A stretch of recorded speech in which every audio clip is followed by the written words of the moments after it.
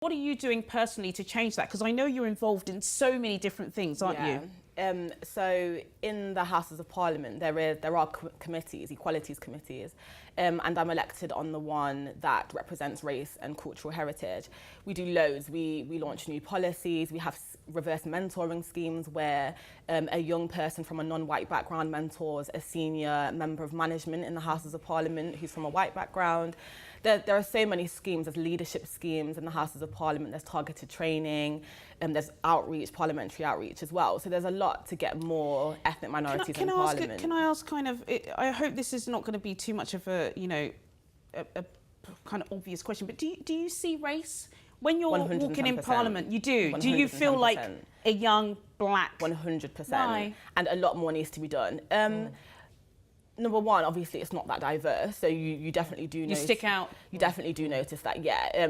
I suppose the term that a lot of academics have used is hypervisible, and I completely understand that, and I do feel it and I do experience it, and things do need to change.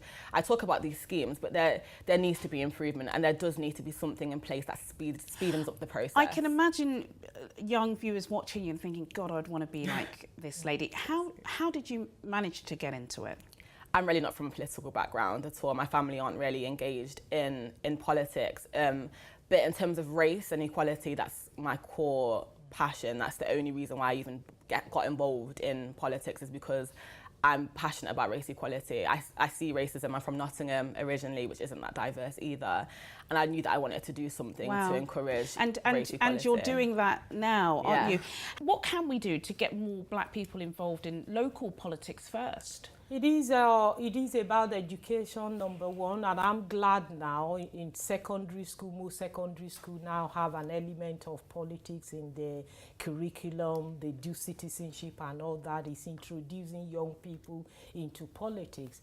And stepping out of that, people need to see somebody who looks like them. The need for mentoring is important. The need for people who inspires you, who you look up to. Oh, she can do it, I can do it. And these days, in part of inequalities, as part of what young black people are facing. Some black young people, they still get the grades, but they're still not able to get to Cambridge or There's Oxford. so many topics involved in this. So it is a complex issue that we need to deal with.